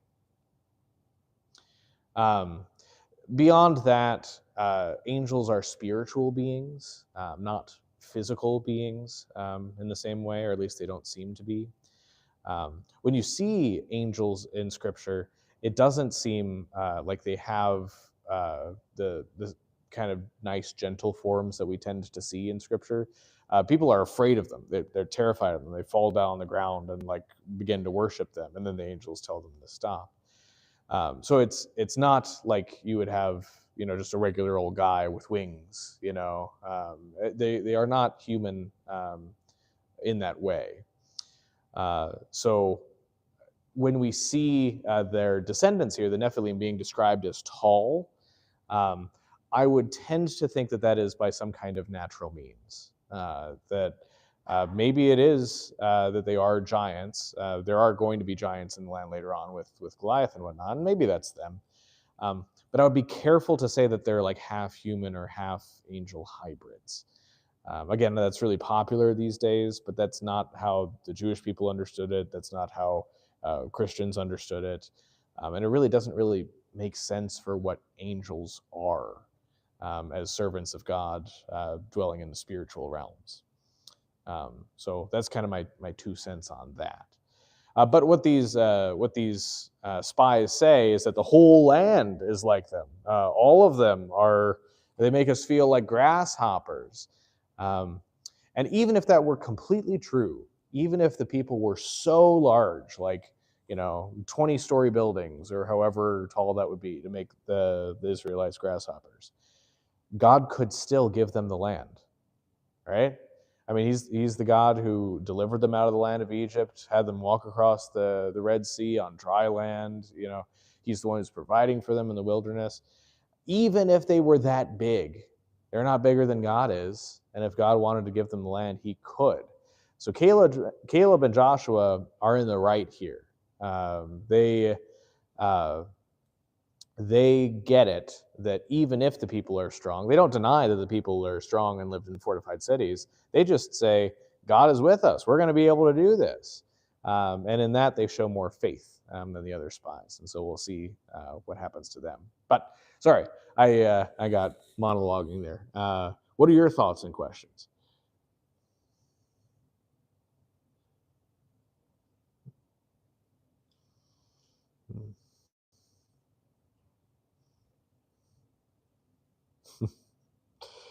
Yeah, I will confess, previous times that I've read Numbers, I may have kind of skimmed over the repetitive Chiefs offerings because it was identical for 12 of them.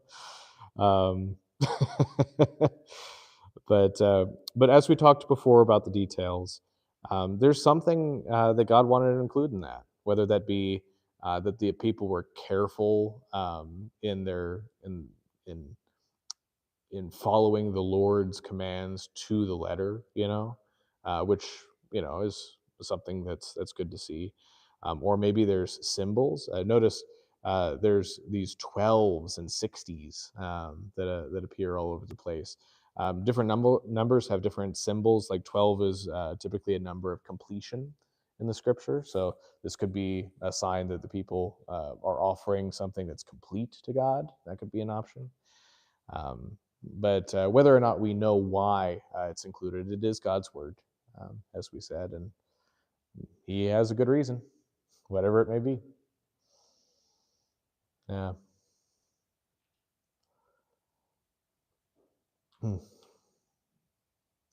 Some road trip so far, huh?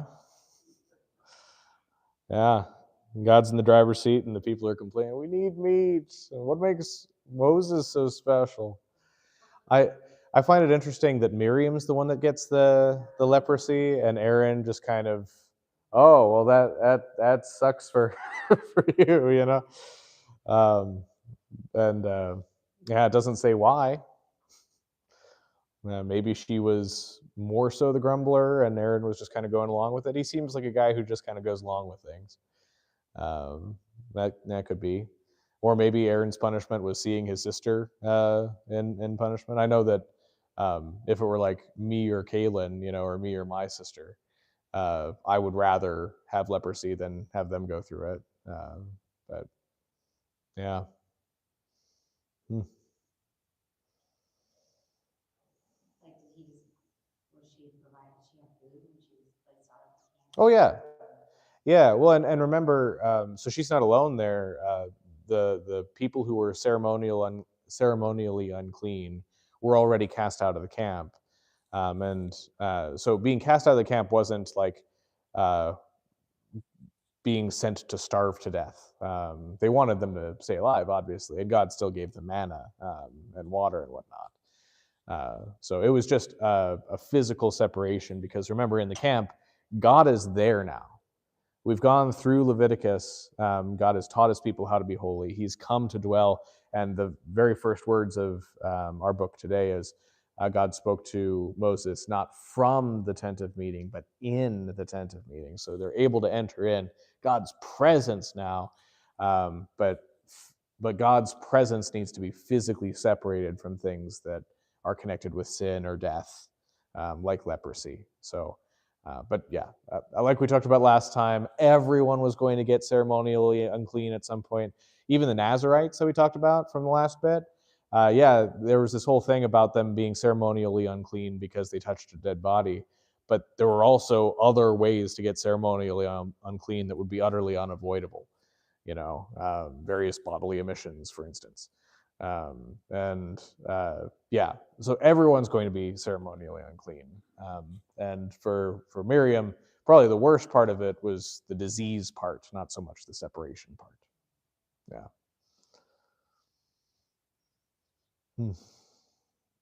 Anything else? All right, let's finish off our section today.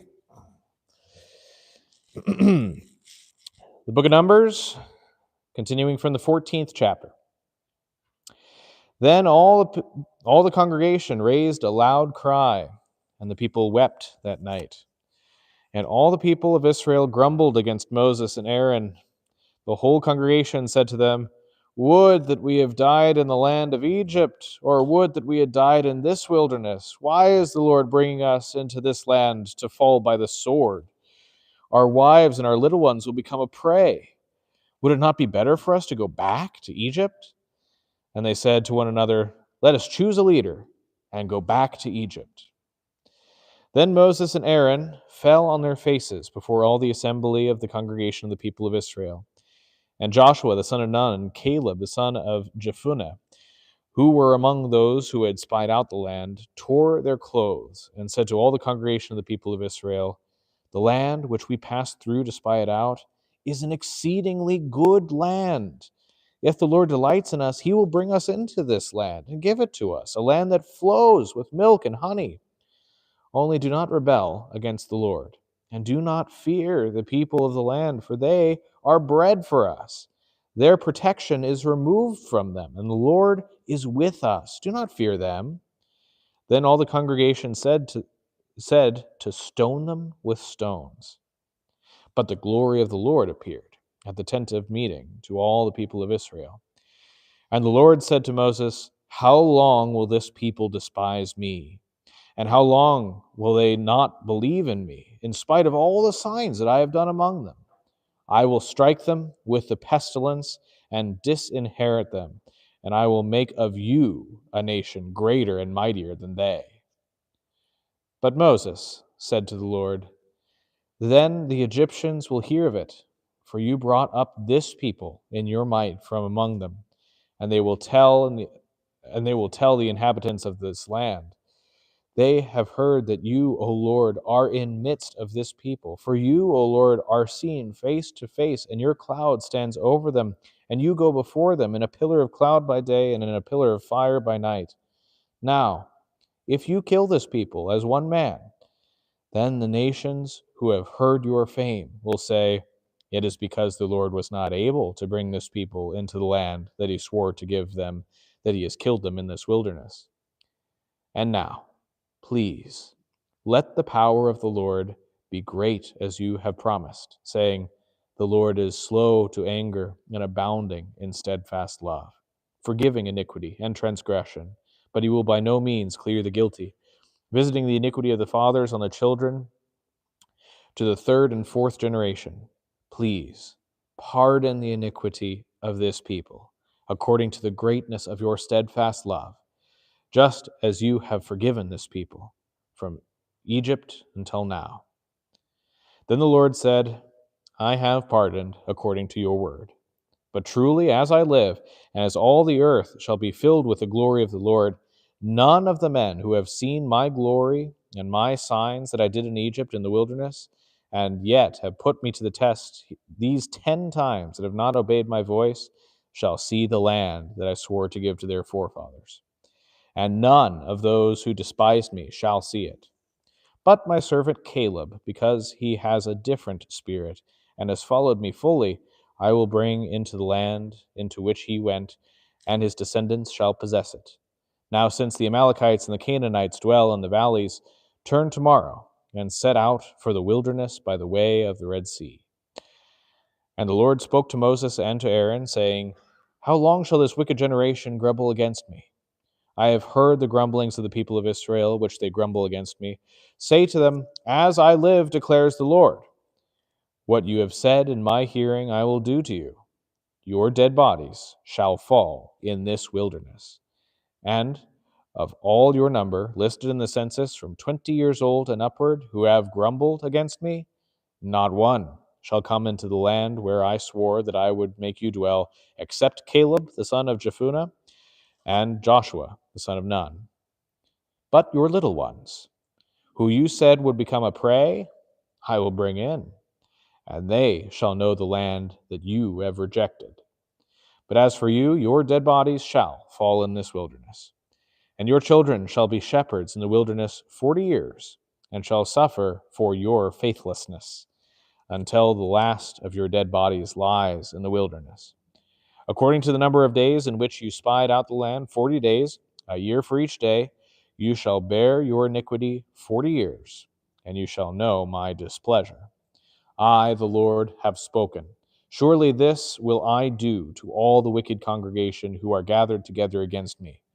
In this wilderness they shall come to a full end, and there they shall die. And the men whom Moses sent to spy out the land, who returned and made all the congregation grumble against him by bringing up a bad report about the land, the men who brought up a bad report of the land, died by plague before the Lord. Of those men who went out to spy out the land, only Joshua the son of Nun and Caleb the son of Jephunneh remained alive. When Moses told these words to all the people of Israel, the people mourned greatly. And they rose early in the morning and went up to the heights of the hill country, saying, Here we are.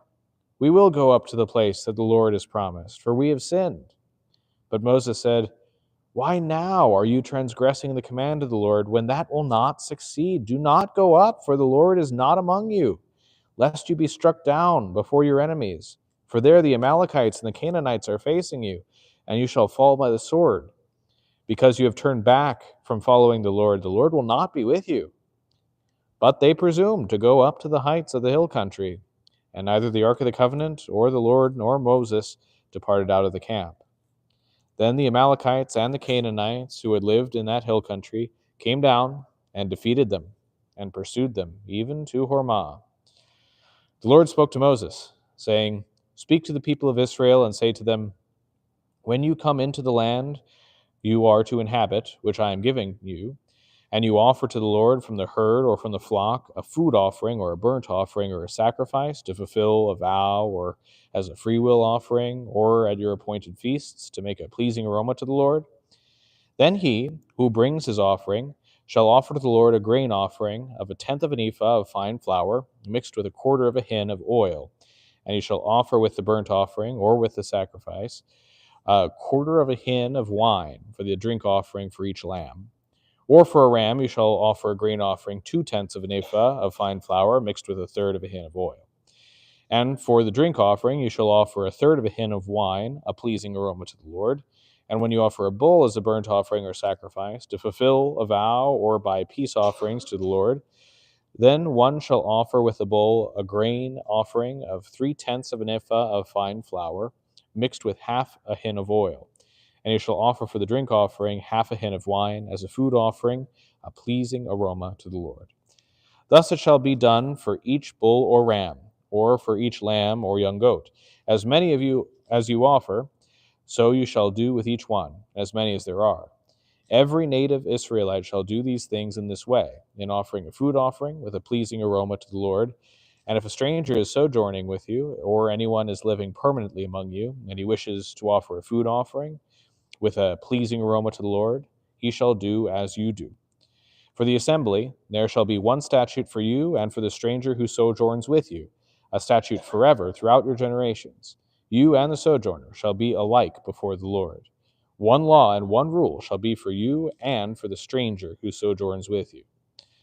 The Lord spoke to Moses, saying, Speak to the people of Israel and say to them, When you come into the land to which I bring you, and when you eat of the bread of the land, you shall present a contribution to the Lord. Of the first of your dough you shall present a loaf as a contribution, like a contribution from the threshing floor, so you shall present it. Some of the first of your dough you shall give to the Lord as a contribution throughout your generations. But if you sin unintentionally, and do not observe all these commandments that the Lord has spoken to Moses, all that the Lord has commanded you by Moses, from the day that the Lord gave commandment and onward throughout your generations, then, if it was done unintentionally without the knowledge of the congregation, all the congregation shall offer one bull from the herd for a burnt offering, a pleasing aroma to the Lord, with its grain offering and its drink offering, according to the rule, and one male goat for a sin offering. And the priest shall make atonement for all the congregation, the people of Israel, and they shall be forgiven, because it was a mistake. And they have brought their offering, a food offering to the Lord, and their sin offering before the Lord for their mistake. And all the congregation of the people of Israel shall be forgiven, and the stranger who sojourns among them, because the whole population was involved in the mistake. If one person sins unintentionally, he shall offer a female goat a year old for a sin offering. And the priest shall make atonement before the Lord for the person who makes a mistake when he sins unintentionally, to make atonement for him, and he shall be forgiven. You shall have one law for him who does anything unintentionally, for him who is a native among the people of Israel, and for the stranger who sojourns among them. But the person who does anything with a high hand, whether he is a native or a sojourner, reviles the Lord, and that person shall be cut off from among his people. Because he has despised the word of the Lord and broken his commandment, that person shall be utterly cut off. His iniquity shall be on him. While the people of Israel were in the wilderness, they found a man gathering sticks on the Sabbath day. And those who found him gathering sticks brought him to Moses and Aaron and to all the congregation. They put him in custody because it had not been made clear what should be done to him. And the Lord said to Moses, "The man shall be put to death. All the congregation shall stone him with stones outside the camp." And all the congregation brought him outside the camp and stoned him to death with stones, as the Lord commanded Moses. The Lord said to Moses, "Speak to the people of Israel, and tell them to make tassels on the corners of the garments throughout their generations, and to put a cord of blue on the tassel of each corner. And it shall be a tassel for you to look at and remember all the commandments of the Lord, to do them, not to follow after your own heart and your own eyes, which you are inclined to whore after. So you shall remember and do all my commandments, and be holy to your God. I am the Lord your God, who brought you up out of the land of Egypt to be your God. I am the Lord your God." Now Korah, the son of Issar, the son of Kohath, the son of Levi, and Dathan and Abiram, the sons of Eliab, and On, the son of Peleth, sons of Reuben, took men. And they rose up before Moses with a number of the people of Israel, 250 chiefs of the congregation, chosen from the assembly, well-known men. They assembled themselves together against Moses and against Aaron, and said to them, "You have gone too far, for all the congregation are holy, every one of them, and the Lord is among them. Why then do you exalt yourselves above the assembly of the Lord?" When Moses heard it, he fell on his face, and he said to Korah and all his company, "In the morning the Lord will show who is his and who is holy, and will bring him near to him. The one whom he chooses, he will bring near to him. Do this: take censers, Korah and all his company, and put fire in them, and put incense on them before the Lord tomorrow, and the man whom the Lord chooses shall be the Holy One. You have gone too far, sons of Levi." And Moses said to Korah, "Hear now, you sons of Levi, is it too small a thing for you that the God of Israel has separated you from the congregation of Israel to bring you near to himself, to do service in the tabernacle of the Lord, and to stand before the congregation to minister to them, and that he has brought you near him, and all your brothers, the sons of Levi, with you? And would you seek the priesthood also? Therefore, it is against the Lord that you and all your company have gathered together. What is Aaron that you grumble against him?" And Moses sent to call Dathan and Abiram, the sons of Eliab, and they said, "We will not come up. Is it a small thing that you have brought us up out of a land flowing with milk and honey to kill us in the wilderness, that you must also make yourself a prince over us? Moreover, you have not brought us into a land flowing with milk and honey, nor given us inheritance of fields and vineyards, Will you put out the eyes of these men? We will not come up. And Moses was very angry and said to the Lord, Do not respect their offering. I have not taken one donkey from them, and I have not harmed one of them. And Moses said to Korah, Be present, you and all your company, before the Lord, you and they, and Aaron tomorrow. And let every one of you take his censer and put incense on it. And every one of you bring before the Lord his censer, 250 censers, you also and Aaron, each a censer.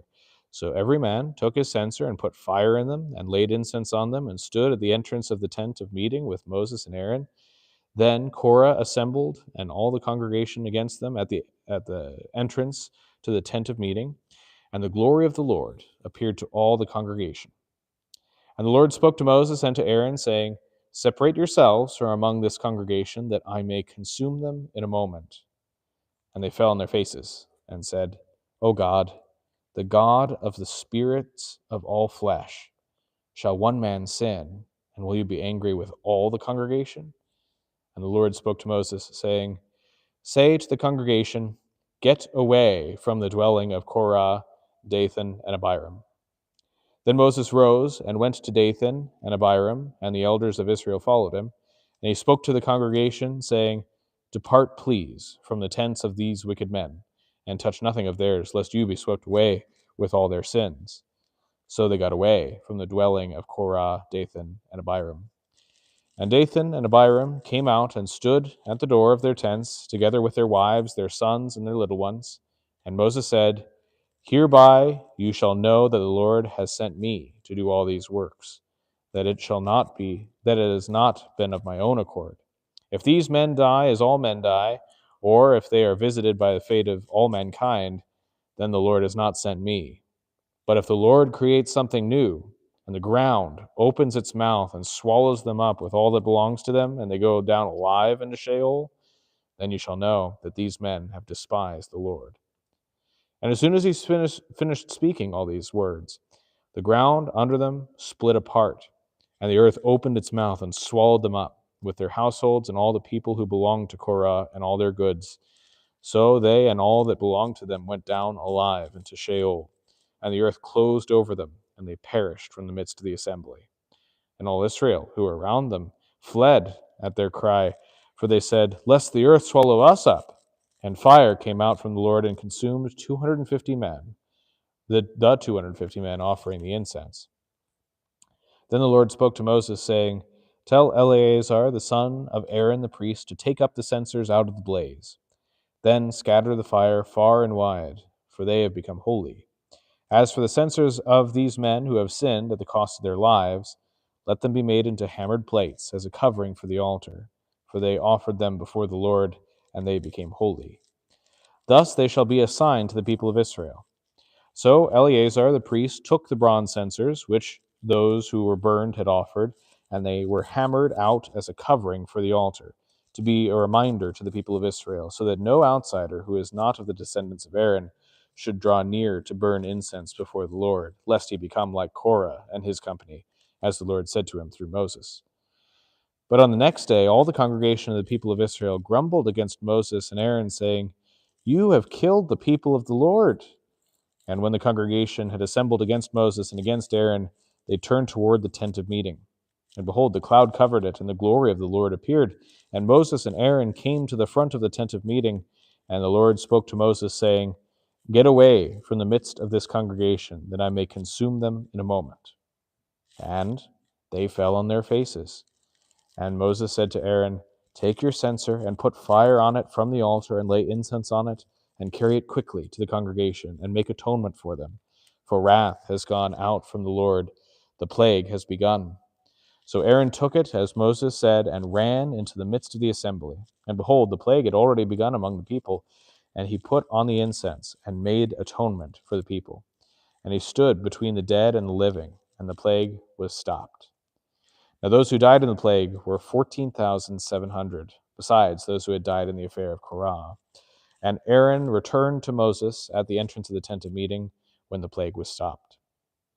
The Lord spoke to Moses, saying, Speak to the people of Israel, and get from them staffs, one for each father's house, from all their chiefs according to their father's houses, 12 staffs, Write each man's name on his staff, and write Aaron's name on the staff of Levi.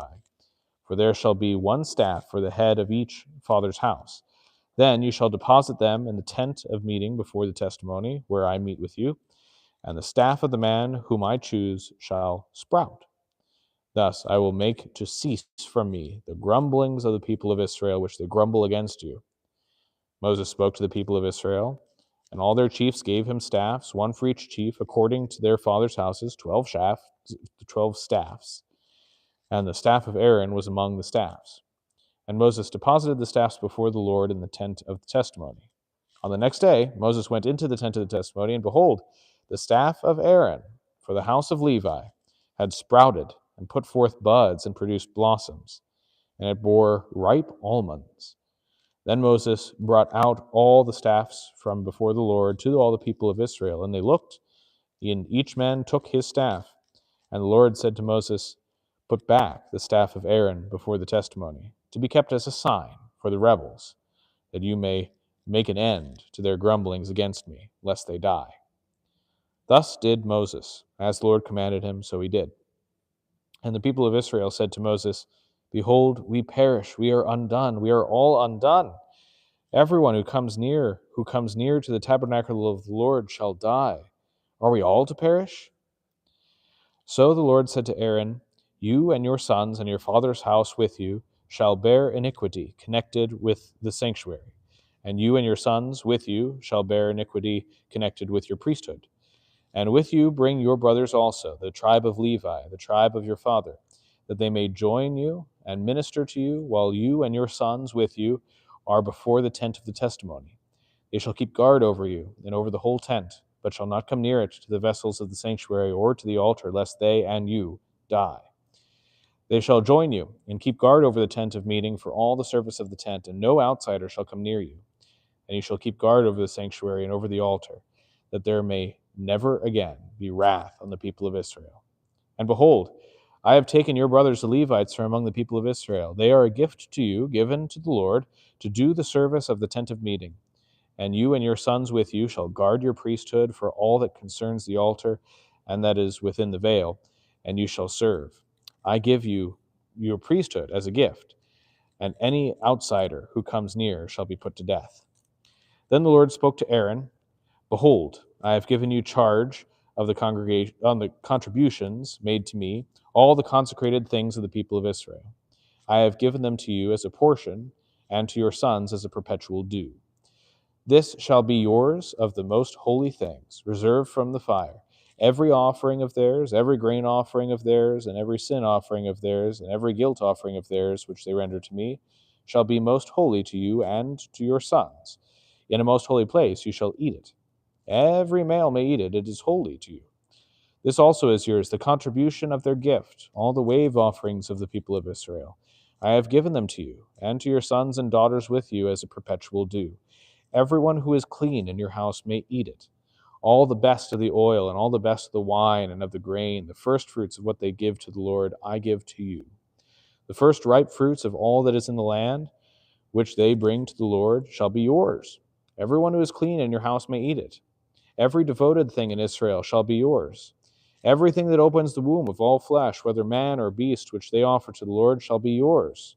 Nevertheless, the firstborn of man you shall redeem, and the firstborn of unclean animals you shall redeem. And their redemption price, at a month old you shall redeem them. You shall fix at 5 shekels in silver, according to the shekel of the sanctuary, which is 20 gerahs. But the firstborn of a cow, or the firstborn of sheep, or the firstborn of a goat, you shall not redeem. They are holy. You shall sprinkle their blood on the altar, and shall burn their fat as a food offering, with a pleasing aroma to the Lord. But their flesh shall be yours, as the breast that is waved, and as the right thigh are yours. All the holy contributions of the people of Israel present to the Lord I give to you, and to your sons and daughters with you, as a perpetual due. It is a covenant of salt forever before the Lord for you and for your offspring with you. And the Lord said to Aaron, You shall have no inheritance in their land, neither shall you have any portion among them. I am your portion and your inheritance among the people of Israel.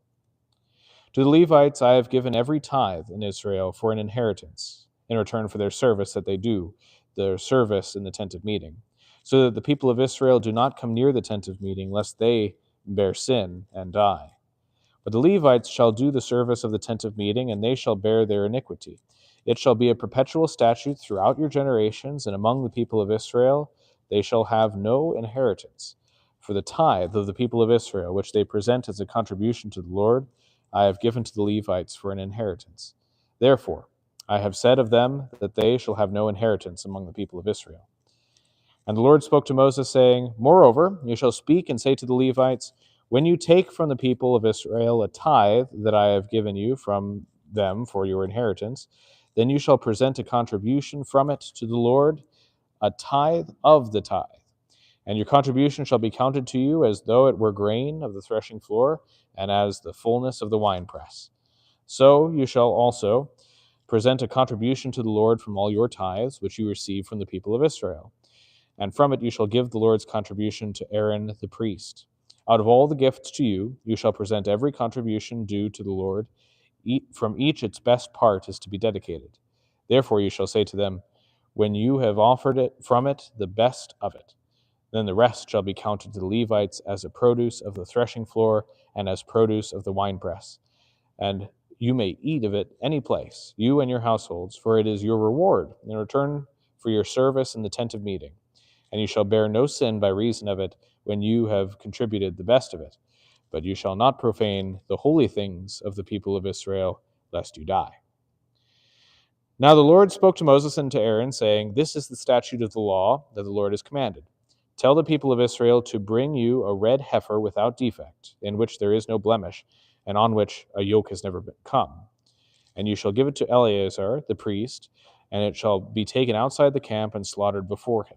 And Eleazar the priest shall take some of its blood with his finger, and sprinkle some of its blood toward the front of the tent of meeting 7 times.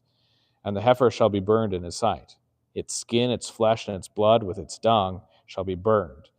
And the priest shall take cedar wood and hyssop and scarlet yarn, and throw them into the fire, burning the heifer. Then the priest shall wash his clothes and bathe his body in water, and afterward may come into the camp. But the priest shall be unclean until evening. The one who burns the heifer shall wash his clothes in water and bathe his body in water, and shall be unclean until evening. And a man who is clean shall gather up the ashes of the heifer and deposit them outside the camp in a clean place. And they shall be kept for the water for impurity for the congregation of the people of Israel. It is a sin offering. And the one who gathers the ashes of the heifer shall wash his clothes and be unclean until evening. And this shall be a perpetual statute for the people of Israel and for the stranger who sojourns among them. Whoever touches the dead body of any person shall be unclean 7 days. He shall cleanse himself with water on the 3rd day and on the 7th day, and so be clean. But if he does not cleanse himself on the 3rd day and on the 7th day, he will not become clean. Whoever touches a dead person, the body of anyone who has died, and does not cleanse himself, defiles the tabernacle of the Lord, and that person shall be cut off from Israel, because the water for impurity was not thrown on him. He shall be unclean. His uncleanness is still on him. This is the law when someone dies in a tent. Everyone who comes into the tent and everyone who is in the tent shall be unclean 7 days. And every open vessel that has no cover fastened on it is unclean. Whoever in the open field touches someone who was killed with a sword, who died naturally, or touches a human bone or a grave, shall be unclean 7 days. For the unclean they shall take some ashes of the burnt sin offering, and fresh water shall be added in a vessel. Then a clean person shall take hyssop, and dip it in water, and sprinkle it on the tent and on all the furnishings, and on the persons who were there, and on whoever touched the bone, or slain, or the dead, or the grave. And the clean person shall sprinkle it on the unclean, on the 3rd day and on the 7th day. Thus on the 7th day he shall cleanse him, and he shall wash his clothes, and bathe himself in water, and at evening he shall be clean. If the man who is unclean does not cleanse himself, that person shall be cut off from the midst of the assembly, since he has defiled the sanctuary of the Lord. Because the water for impurity has not been thrown on him, he is unclean. And it shall be a statute forever for them. The one who sprinkles the water for impurity shall wash his clothes, and the one who touches the water for impurity shall be unclean until evening. And whatever the unclean person touches shall be unclean, and anyone who touches it shall be unclean until evening. And the people of Israel, the whole congregation, came into the wilderness of Zin in the first month, and the people stayed in Kadesh. And Miriam died there and was buried there. Now there was no water for the congregation, and they assembled themselves together against Moses and against Aaron. And the people quarreled with Moses and said, "Would that we had perished when our brothers perished before the Lord. Why have you brought the assembly of the Lord into this wilderness, that we should die here, both we and our cattle? And why have you made us come up out of Egypt to bring us to this evil place? It is no place for grain or figs or vines or pomegranates, and there is no water to drink." Then Moses and Aaron went from the presence of the assembly to the entrance of the tent of meeting, and fell on their faces. And the glory of the Lord appeared to them. And the Lord spoke to Moses, saying, "Take the staff, and assemble the congregation, you and Aaron your brother, and tell the rock before their eyes to yield its water. So you shall bring water out of the rock for them, and give drink to the congregation and their cattle." And Moses took the staff from before the Lord, as he commanded him. Then Moses and Aaron gathered the assembly together before the rock, and he said to them, "Hear now, you rebels, shall we bring water for you out of this rock?" And Moses lifted up his hand and struck the rock with his staff twice. And water came out abundantly, and the congregation drank, and their livestock. And the Lord said to Moses and Aaron, "Because you did not believe in me, to uphold me as holy in the eyes of the people of Israel, therefore you shall not bring this assembly into the land that I have given them. These are the waters of Meribah, where the people of Israel quarreled with the Lord, and through them he showed himself holy." Moses sent messengers from Kadesh to the king of Edom. "Thus says your brother Israel, you know all the hardship that we have met, how our fathers went down to Egypt, how we lived in Egypt a long time, and the Egyptians dealt harshly with us and our fathers. And when we cried to the Lord, he heard our voice and sent an angel and brought us out of Egypt. And here we are in Kadesh, a city on the edge of your territory. Please, let us pass through your land. We will not pass through field or vineyard or drink water from a well. We will go along the king's highway. We will not turn aside to the right or to the left until we have passed through your territory." But Edom said to him, "You shall not pass through, lest I come out with the sword against you." And the people of Israel said to him, "We will go up by the highway, and if we drink out of your water, I and my livestock, then I will pay for it. Let me only pass through on foot, nothing more." But he said, "You shall not pass through." And Edom came out against them with a large army and a strong force. Thus Edom refused to give Israel passage through his territory. So Israel turned away from him. And they journeyed from Kadesh, and the people of Israel, the whole congregation, came to Mount Hor. And the Lord said to Moses and Aaron at Mount Hor on the border of the land of Edom, "Let Aaron be gathered to his people, for he shall not enter the land that I have given to the people of Israel, because you rebelled against my command at the waters of Meribah. Take Aaron and Eleazar his son, and bring them up to Mount Hor, and strip Aaron of his garments, and put them on Eleazar his son. And Aaron shall be gathered to his people, and shall die there." Moses did as the Lord commanded, and they went up to Mount Hor in the sight of all the congregation. And Moses stripped Aaron of his garments and put them on Eleazar his son, and Aaron died there on the top of the mountain. Then Moses and Eleazar came down from the mountain, and when all the congregation saw that Aaron had perished, all the house of Israel wept for Aaron 30 days. When the Canaanite, the king of Arad, who lived in the Negev, heard that Israel was coming by the way of Atharim, he fought against Israel and took some of them captive. And Israel vowed a vow to the Lord and said, "If you will indeed give this people into my hand, then I will devote their cities to destruction." And the Lord heeded the voice of Israel and gave over the Canaanites, and they devoted them and their cities to destruction. So the name of the place was called Hormah. From Mount Hor, they set out by way to the Red Sea to go around the land of Edom. And the people became impatient on the way, and the people spoke against God and against Moses. "Why have you brought us out of Egypt to die in the wilderness? For there is no food and no water, and we loathe this worthless food." Then the Lord sent fiery serpents among the people, and they bit the people, so that many of the people of Israel died. And the people came to Moses and said, "We have sinned, for we have spoken against the Lord and against you. Pray to the Lord that he take away the serpents from us." So Moses prayed for the people, and the Lord said to Moses, "Make a fiery serpent and set it on a pole, and everyone who is bitten, when he sees it, shall live." So Moses made a bronze serpent and set it on a pole, and if a serpent bit anyone, he would look at the bronze serpent and live. And the people of Israel set out and camped in Oboth. And they set out from Oboth and camped in Ai Abarim, in the wilderness that is opposite Moab, toward the sunrise. From there they set out and camped in the valley of Zered. From there they set out and camped on the other side of Arnon, which is in the wilderness that extends from the border of the Amorites. For Arnon is the border of Moab, between Moab and the Amorites.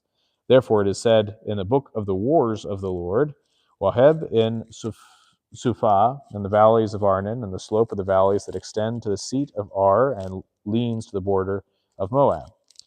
And from there they continued to Beer, that is the well of which the Lord said to Moses, "Gather the people together, so that I may give them water."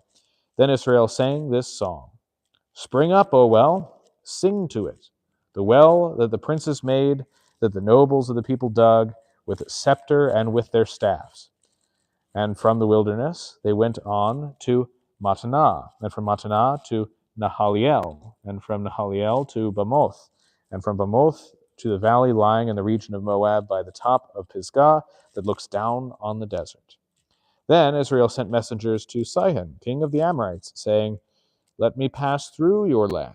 We will not turn aside into field or vineyard. We will not drink the water of a well. We will go by the king's highway until we have passed through your territory." But Sihon would not allow Israel to pass through his territory. He gathered all his people together and went out against Israel to the wilderness and came to Jahaz and fought against Israel.